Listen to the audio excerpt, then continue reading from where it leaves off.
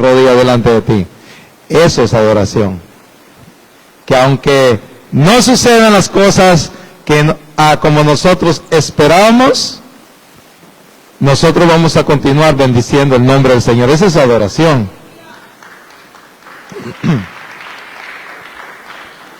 Eso solo era para despertarnos un poquito, ¿verdad?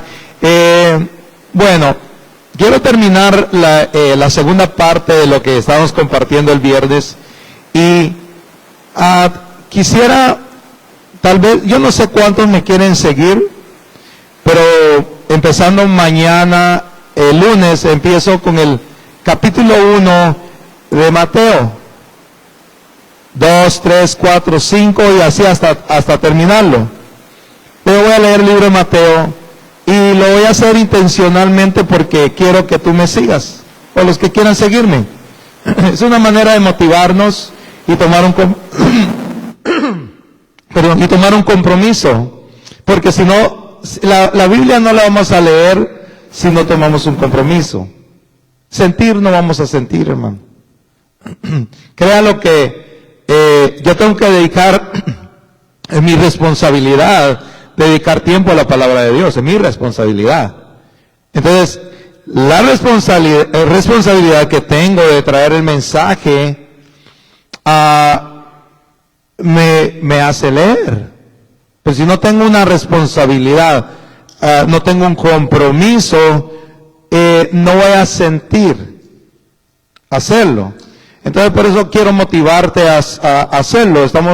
Hablamos acerca de la lectura, que la Biblia se hizo para leerla. Simple, les decía, gracias, es el que me ayuda con esto la garganta. Gracias, mi hermano. Entonces, y quiero, de alguna manera vamos a tratar de hablar algo de lo que vamos a ver en esos pasajes. O sea, si leemos el 1 hasta el 7, digamos hasta el día del sábado, lunes, martes, miércoles, jueves, viernes, sábado, 6, ¿verdad? Entonces, voy a hablar más o menos acerca de algo de lo que trata en esos 6 capítulos.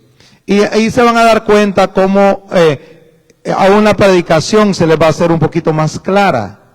¿Ok? No sé cuántos lo quieren seguir, no quiero hacerlo, levanten la mano, no. Si tú quieres hacerlo, yo voy a estar, voy a empezar a leerlo, como les digo, y los que quieran seguirme. ¿Por qué Mateo?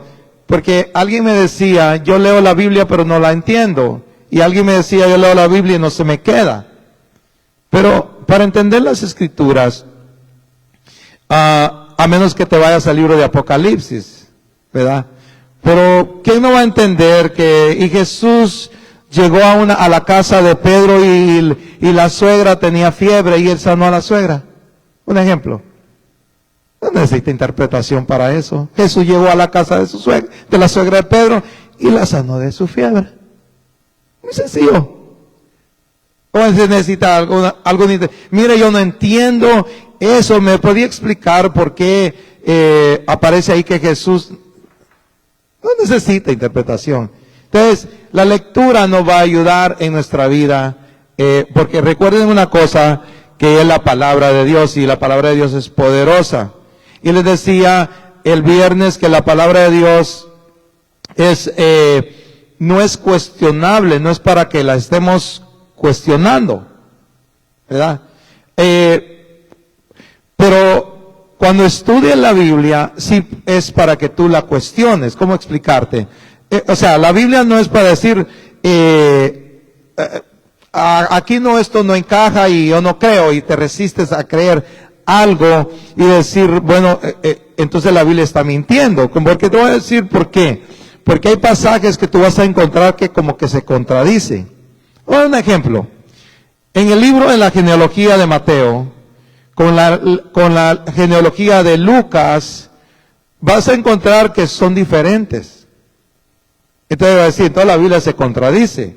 No, lo que sucede es que Mateo tomó la genealogía por medio de José, y Lucas la tomó por medio de María, porque Lucas entendió, Jesús no viene, por José, o sea, vino por María, por obra del Espíritu Santo. Pero luego Mateo dice, no, pero vino por José porque era la promesa de que iba a venir por la línea de Judá. Ambos, María y José, ambos eran de la tribu de Judá. Fueron hijos, David tuvo un hijo que se llamaba Natán. Por la línea de Natán, entonces vino María, y por la línea de Salomón vino José. ¿Me explico? Entonces eso puede decir, podría decir, no entiendo, y puedes, ¿cómo decirte? Y comenzar a cuestionar a Dios. No, hay una explicación de las cosas. Entonces, por eso es bueno que tú te hagas preguntas cuando estemos estudiando la Biblia. Tenemos que hacernos preguntas, ¿por qué tal cosa? Seamos curiosos. ¿Ah? Había una caricatura de se me fue ahora, de un monito,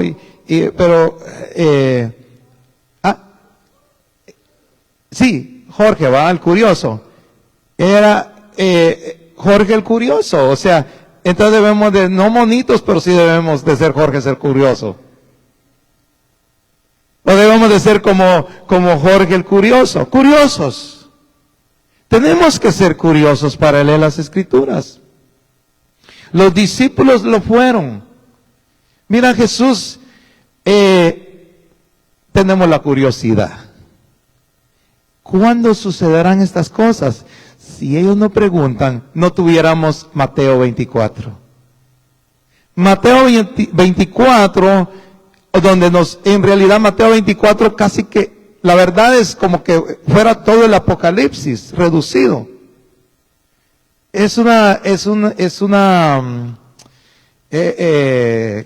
Como les dijera, es como un tesoro Mateo 24.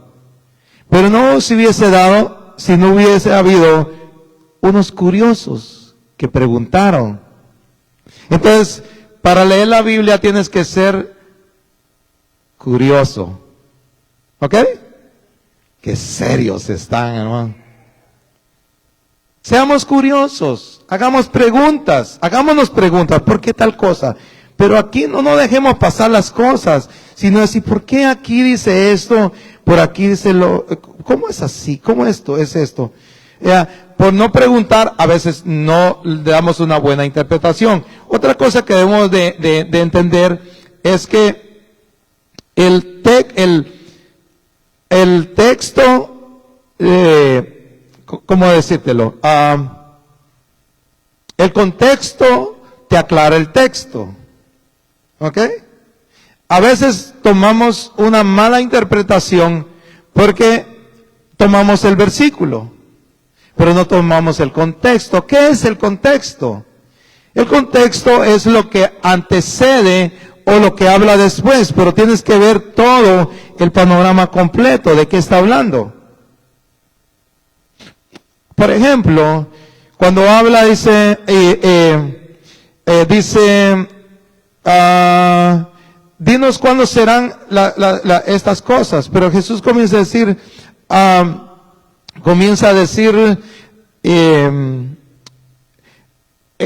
pero recibiréis poder cuando venga sobre vosotros. Dice, ¿restaurarás el reino? ¿Es lo que? ¿Restaurarás el reino en estos tiempos? Una pregunta.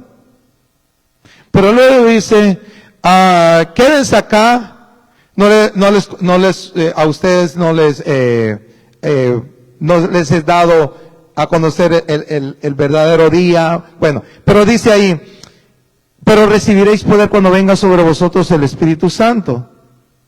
Entonces ya vamos a ver el contexto de lo que estaba hablando, y cuando tomamos el contexto con el texto, vamos a entender que el reino que Dios quiere es el reino que es primeramente, es el reino instalado en nuestro corazón, antes que el reino de afuera, primero en nuestros corazones. Entonces, ¿por qué entendemos eso? Por el contexto. ¿Sí me explico? Bueno, solo es un ejemplo que me vino ahora. Bueno, entonces, quiero decirte y motivarte siempre a leer las Escrituras. ¿Por qué razones? Bueno, hablamos una de ellas, y te decía, ¿por qué Dios nos dejó la Biblia? Pues simplemente para leerla, eso te lo dije, ¿verdad? Y te dije otra cosa, que la Biblia nos instruye. Le voy a decir algo muy sencillo. Esto es muy práctico. Podría preguntar, ¿quién cree aquí que venimos del mono?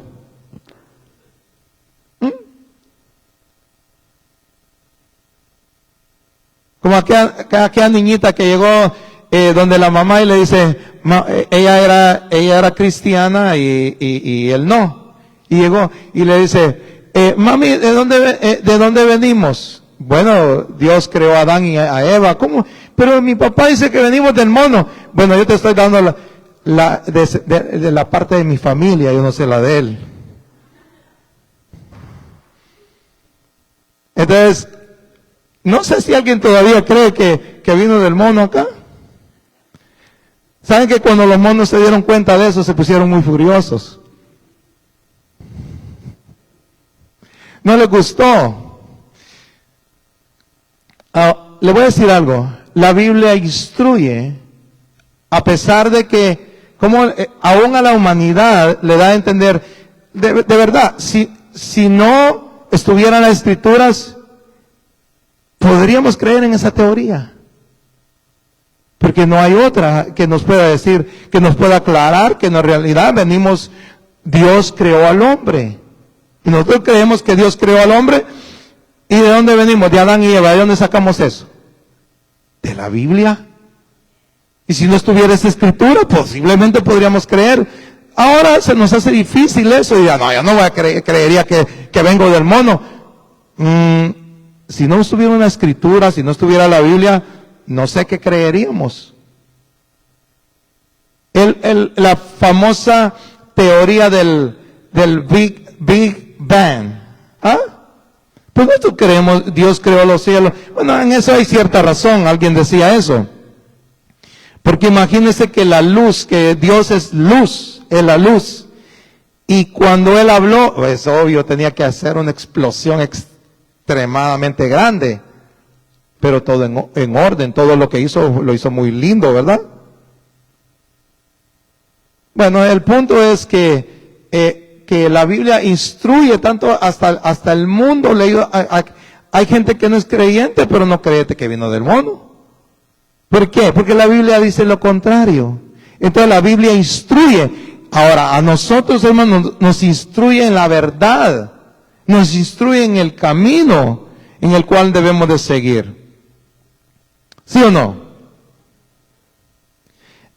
Bueno, quiero que vayamos al libro en el poco tiempo que nos queda, vamos a ir al libro de Éxodo, capítulo 20. Éxodo 20 y versículo 1.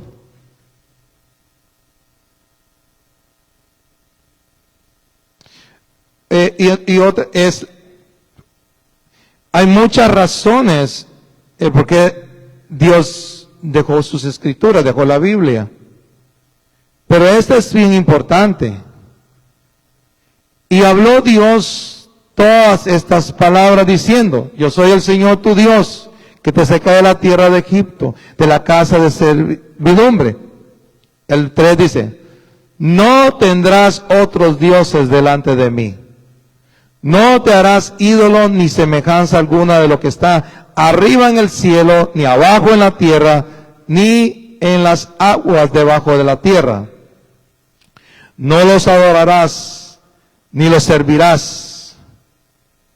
Bueno, más adelante dice, porque 6 días, el 12, honra a tu padre y a tu madre, para que tus días sean prolongados en la tierra que el Señor tu Dios te da. 13, no matarás. 14, no cometerás adulterio. 15, no robarás. 16, no darás falso testimonio. 17, no codiciarás la casa de tu prójimo, no codiciarás la mujer de tu prójimo, no codiciarás el ganado de tu siervo, no codiciarás. ¿Saben qué está dando Dios aquí con los mandamientos y están escritos en la Biblia? Está mostrando su carácter. Está mostrando quién es Él. Entonces, una de las razones, el por qué debemos de leer es que leyendo la Biblia vamos a conocer a Dios y su carácter. ¿Quién es Dios en realidad? Ustedes saben que todo el Antiguo Testamento, o más que todo, hablando de los 5 libros donde Dios dio sus leyes, está hablando de su carácter. ¿Quién es Él? ¿Cómo conocemos realmente a una persona?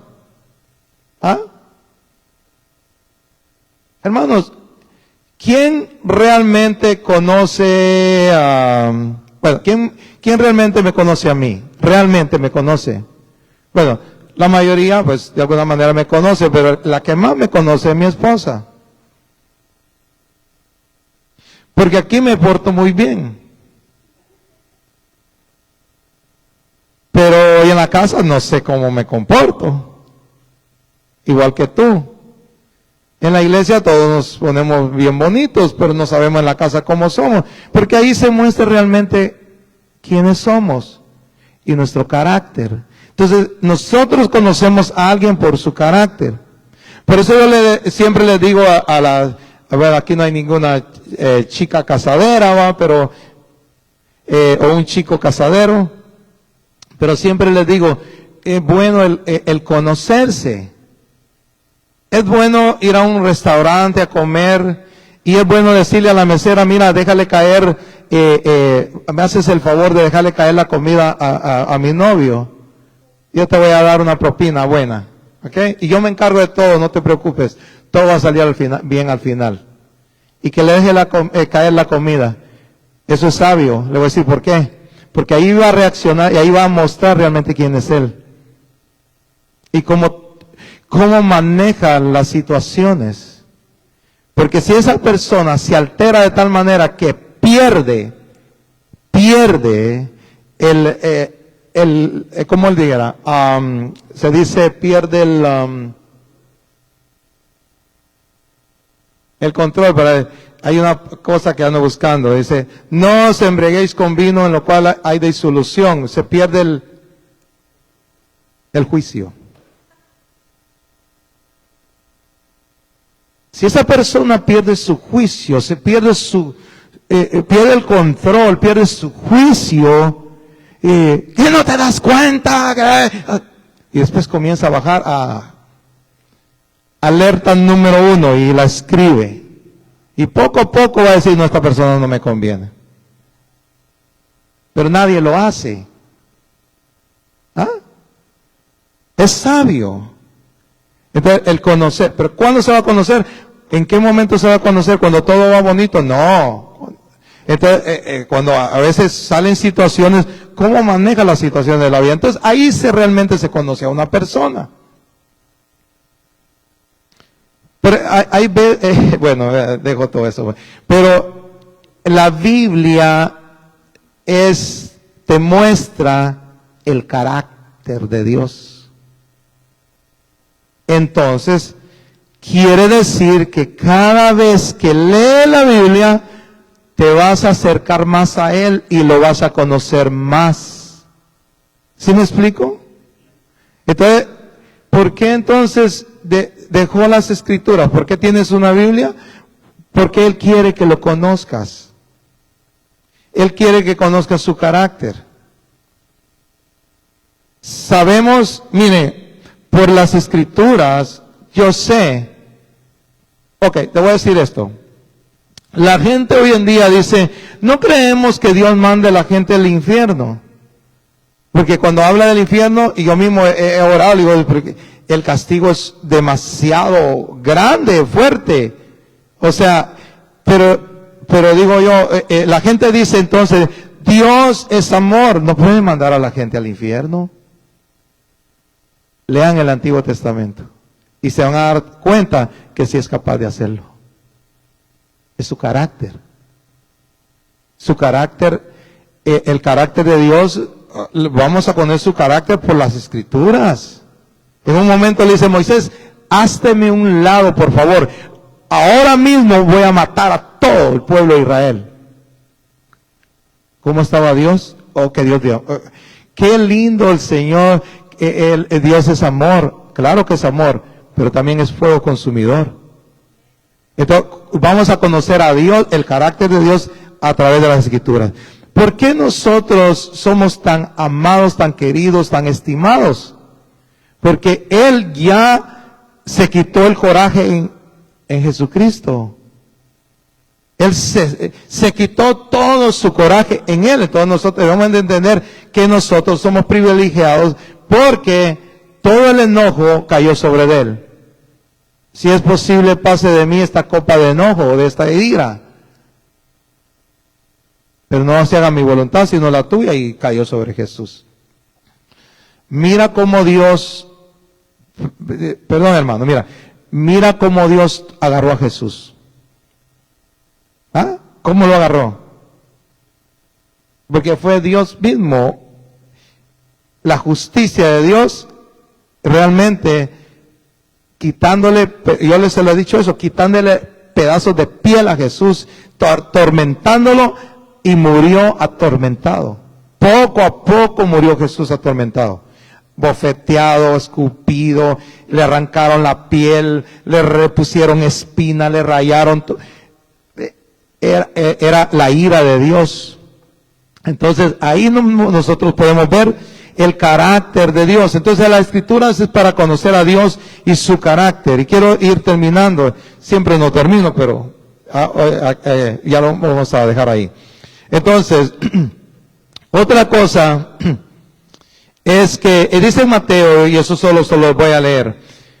En Mateo 4:3 dice, Jesús dijo algo interesante. No solo de pan vive el hombre, sino que dice,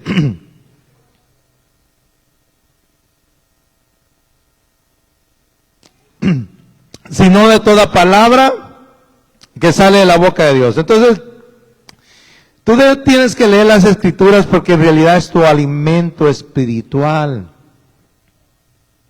¿Sí? Si estamos, dejen que los niños van a entrar solos, no se desenfoquen porque solo nos quedan 2 minutillos. La Biblia es nuestro alimento espiritual. Somos seres espirituales. Somos espirituales. Por eso mismo la Biblia dice que nuestra lucha no es contra sangre y carne, sino contra ¿qué? Contra espíritus, porque nosotros somos espíritus espirituales. Entonces, ¿qué alimento?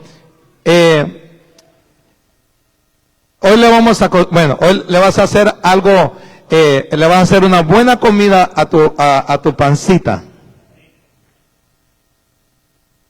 Y dices tú, me voy a ir a comer mi buen churrasco.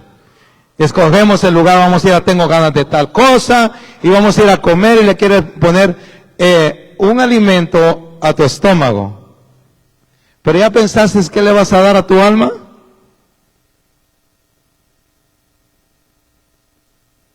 Tu alma no se alimenta con ese bistec, con ese steak. Tu alma se alimenta con la palabra de Dios. Entonces, si pensamos tanto en alimentar nuestro cuerpo, ¿por qué no vamos a ir a alimentar nuestra alma leyendo la palabra de Dios? Entonces, por eso te motivo a que leas, porque es tu alimento. No solo de pan vive el hombre, sino toda palabra que sale de la boca de Dios. ¿Recuerdas el maná?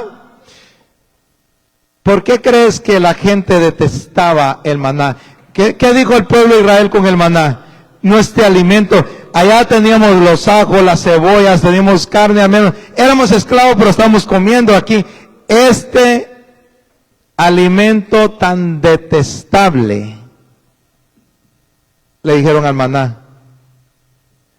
¿Saben por qué? Porque el alimento de la palabra tiene que tomarse espiritualmente. Entonces, no eran espirituales, pues. Tú tienes que ser espiritual leyendo la Biblia. Tienes que leer la Biblia, debemos de leer la Biblia, porque es el alimento para nuestra alma y para nuestro espíritu. Amén. Bueno.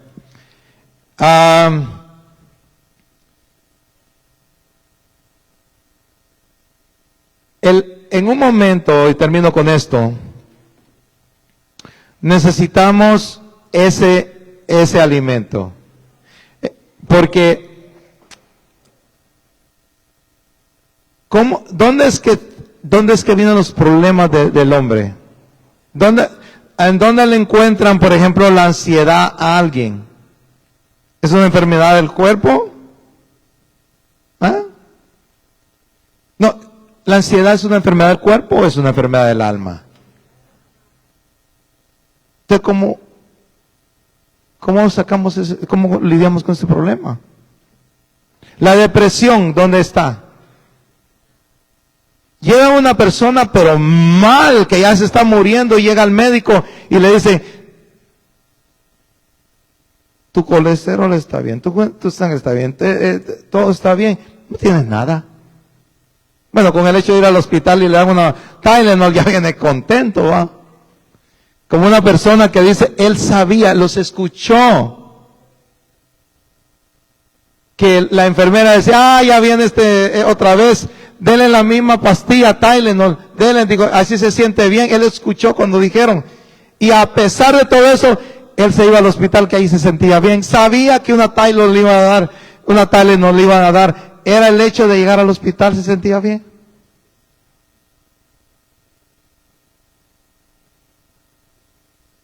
Pero no venía sano. Hermano Ramón, y mi hermano Ramón, y dice que entonces ya venía, pero no venía curado, hasta que Dios lo liberó a través de su palabra. Entonces, hermano, en realidad, ¿cómo se soluciona eso si solamente la palabra llega hasta ahí? Pero les decía anteriormente que la palabra de Dios es viva y eficaz y es más cortante que una espada de doble filo, que llega y penetra hasta las divisiones del alma, entre los huesos y las coyunturas. Habla del espíritu y la separación del alma. ¿Qué medicina llega ahí? ¿Ah? Solo la Biblia llega hasta ahí.